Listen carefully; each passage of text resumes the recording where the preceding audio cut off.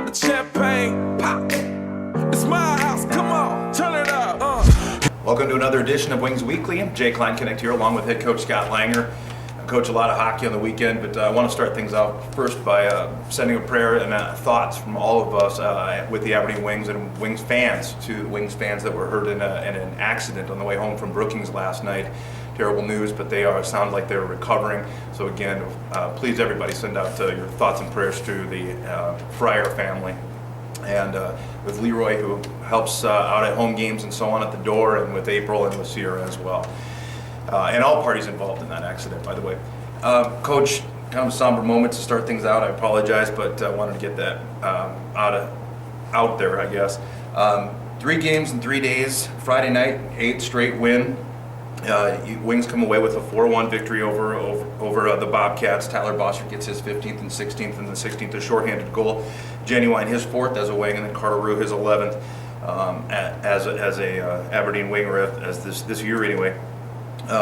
Pretty solid performance overall. Good crowd on hand. Everything went pretty well, and your guys continue to kind of have your way with the Bobcats.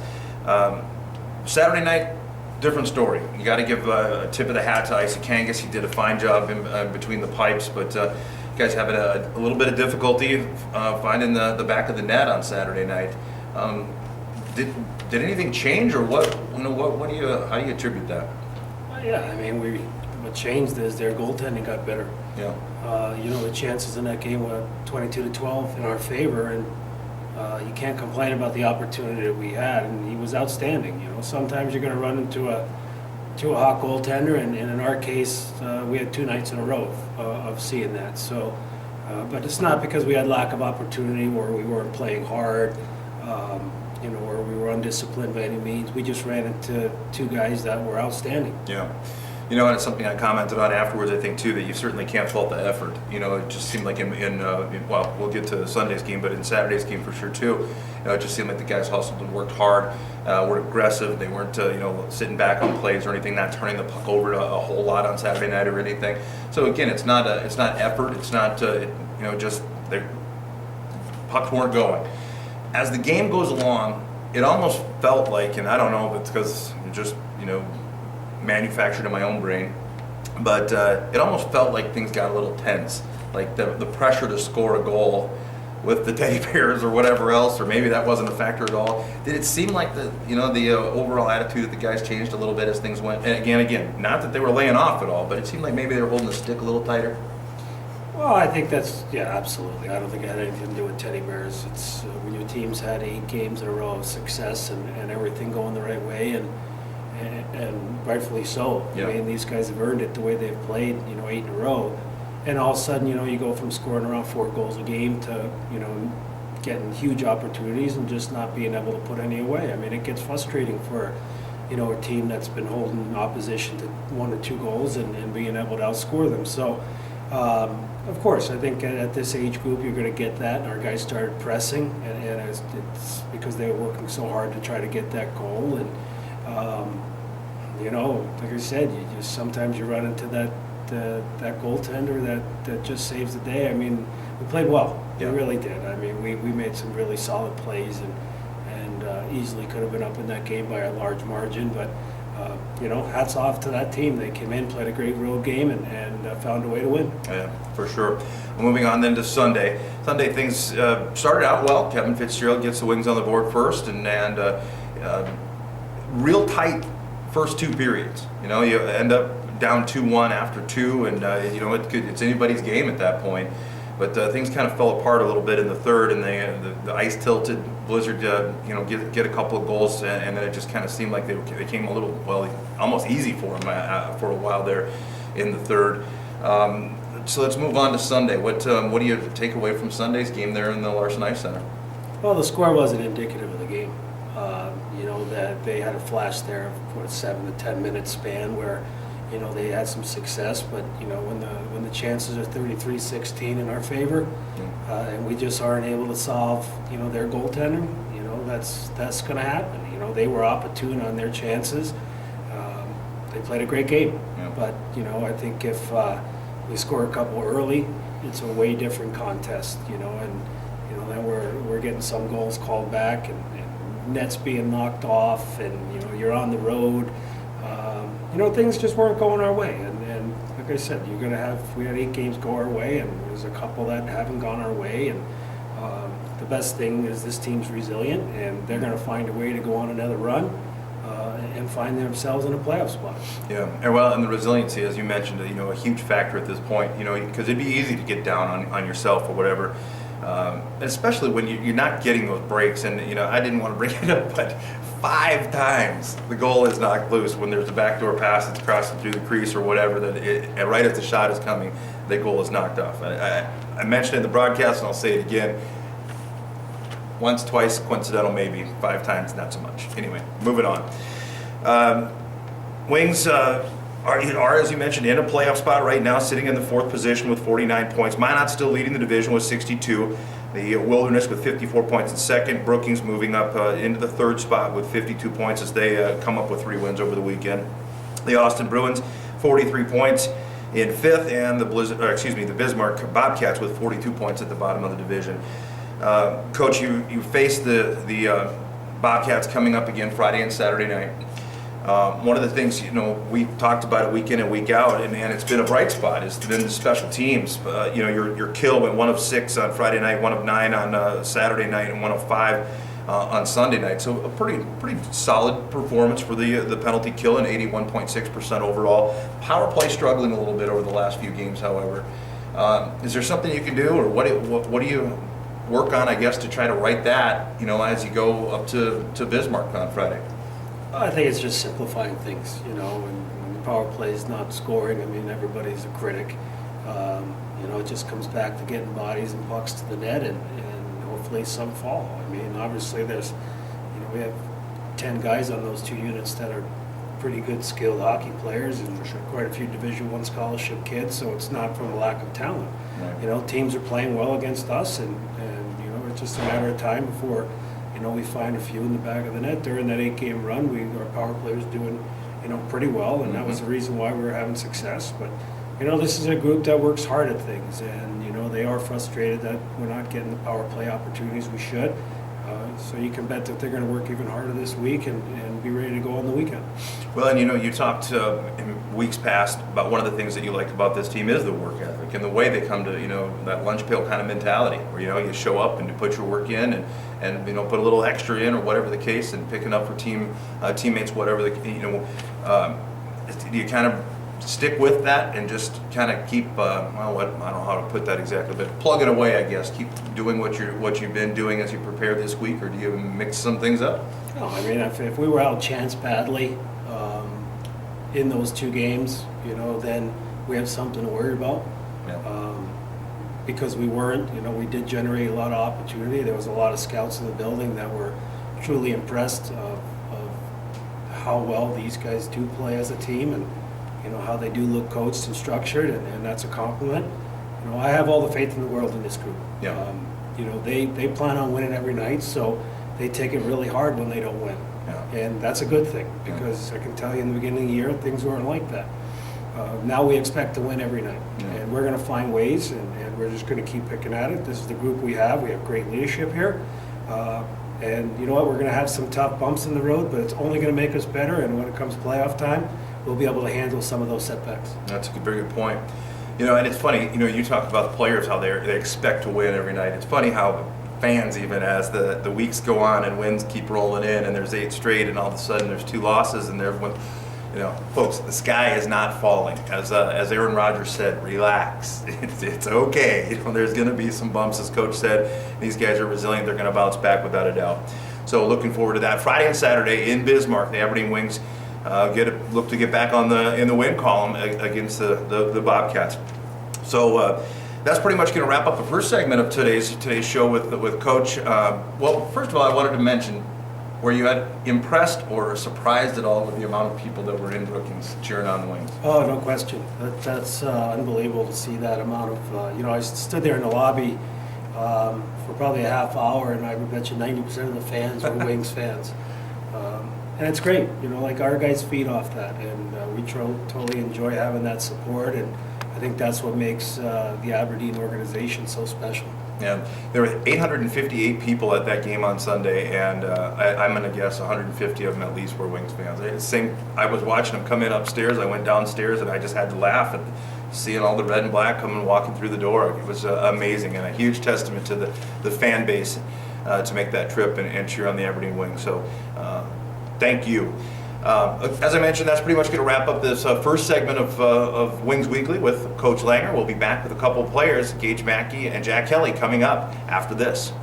Let's make a taco. No, seriously.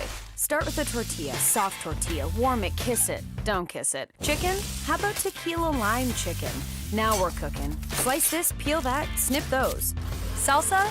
Verde. Cheese? Cotija. Oh, forgot to mention. Guac. That's better. See, anyone can make a taco, but we're not anyone. We're Qdoba, and these are knockout tacos. Qdoba Mexican Eats. Choose flavor. Welcome to the second portion of Wings Weekly. Jay Klein Connect here, along with Captain Gage Mackey, and of course Jack Kelly joining us as well. Guys, I appreciate you taking some time here to talk with me a little bit. Kind of a get to know you kind of thing. Nothing real serious or anything like that, but you know, you guys. 3 games in 3 days. You get a little bit of the day off today, do you? Yeah, we do. So that you gotta like that. Yeah. All right. Well, one of the things I wanted to get to right away. Of course, both of you are leaders on this team. Obviously, with the the letters on your sweaters, but in the locker room, away from the locker room, and so on too. I wanted to talk with you a little bit about some of the challenges that you guys face, and what are some of the biggest responsibilities that the captain and alternates have. To, I guess, especially with the rookies and so on, to make sure that they're doing what they got to do. Yeah, I think we're, the main role of a captain is kind of be the go-between guy between the coaches and the players. Making sure guys are ready to go for game time and everything basically just runs smoothly. Mm-hmm. We have a lot of great communication with Coach Langer. And so I guess, we're just trying to make sure the guys are ready to go and that everything goes well. Especially after that first loss this weekend, trying to get the guys to not dwell on it for too long, make sure everyone's ready to go for the next game. Yeah. See, that's an important thing. I'm glad you mentioned that, because it's not even so much as making sure that their gear is all ready or they're on time or whatever else, but you do have, there's an emotional and kind of mental aspect too, that you got to make sure that you don't have a doom and gloom, kind of mentality, and that you keep the guys on the positive side and keeping that positive energy going too. Huh? Right, that's the main thing. I mean, if you look at the last 10 games, obviously it's unfortunate the way the second 2 games this weekend went, but if you look back at it, we're 8-2 in our last 10 games, and so there's a lot to be thankful for, and I think that we just need to have a positive outlook on this week and just work hard and look forward to taking it to Bismarck this weekend. For sure. Well, obviously I talked with Coach a little bit about the games themselves and about what's got to be done to move forward, and like I said, I wanted to talk with you guys as leaders a little about that, because it is I suppose pretty possible and pretty easy to kind of fall into a little bit of a funk, if you will, after experiencing so much success and then having a little bit of an obstacle or a bump in the road, as Coach mentioned. But that's why it's important, I guess, to have that veteran leadership and know that, hey, there's going to be wins, there's going to be losses. That's just the way it goes, for sure. Well, both of you guys come from 2 different portions or segments of the country. Jack from Texas and Gage, you're from Alaska, but spent some time, obviously, most recently in Minnesota as well. But how do you adapt to Aberdeen, South Dakota? Flat, windy, cold, kind of a small town. Yeah. Well, for me, I was Alaskan born and raised. When I was 15, I left home to play hockey in Minnesota. So that was kind of the biggest culture shock, with all the flat land coming from all the mountains and stuff in Alaska. I guess I've already been kind of acclimated to the Midwest culture. So, but that being said, it's definitely different coming to Aberdeen. Kind of like Kevin Fitzgerald said, I didn't know what a pheasant was either when I came here. Come on. I know he did, but yeah, I adapted great here. I like to hunt back home, and this is definitely my type of town here. Yeah. I come from a small town too back home, so it's just to fit in great here. Well, and I know, I always gave Andrew Noel a hard time about the cold weather and stuff, but and it gets bitter. It does, and if it's not cold, it's the wind that'll get you. Oh yeah, without a doubt. Yeah, a lot of people don't believe me when I say it, but I mean, with that wind chill, it truly is colder here than it is where I live in Alaska. I believe it. Same with me back home. You don't say. Texas doesn't get as cold as Yeah, us. I think it's like 80 degrees back home right now, or something crazy like that. Well, we've been blessed. It's actually not too Yeah. bad here now. But Jack, you kind of segmented into that you like to hunt and stuff. And I know you're an outdoorsman. Earlier on in the year, when Nick Jenny was with the team, you guys were able to get out and do some duck hunting and some pheasant hunting and stuff. What other than that, what do you guys like to do away from hockey? Gage, do you have any interests or any hobbies or anything that you like to do? I guess when you're away from the rink. Yeah, I spend a lot of time working. I work at Banner Engineering, and so usually 4 to 5 hours of my day are with that. Starting classes tomorrow actually to get going with that, and pretty good guitar player, so I like to play guitar. Right on. Usually in the evenings. There you go, ladies. Yeah. Not only is he an amazing athlete, but a musician on top of it. He'll serenade you. Still gotta learn how to sing though. That's a work in progress. And Jack, like I said, you're an outdoorsman. Do you like to fish?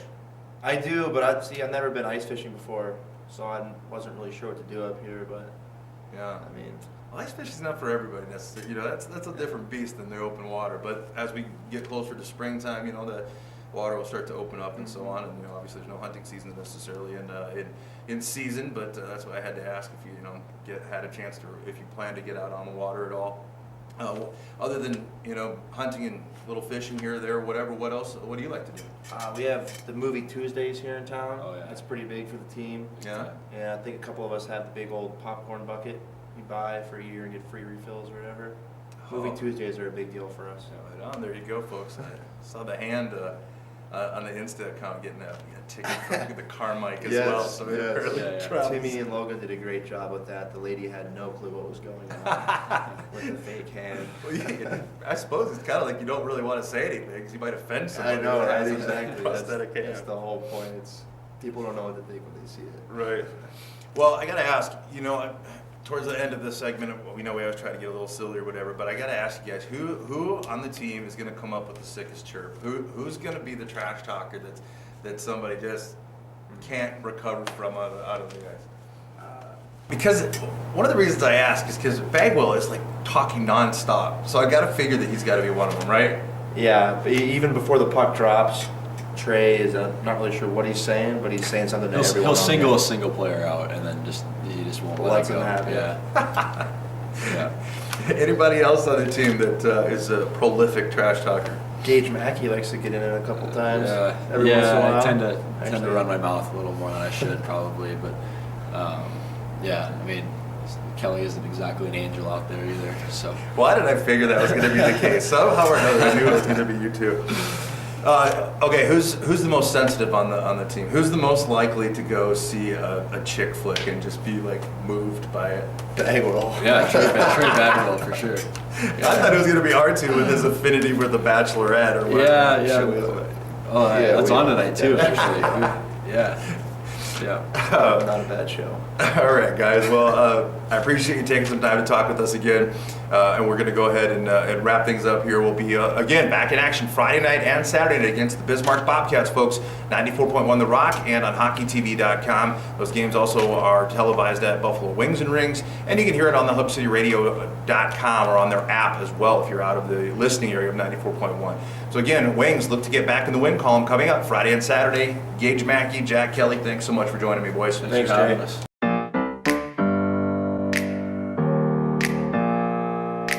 Open up the channel.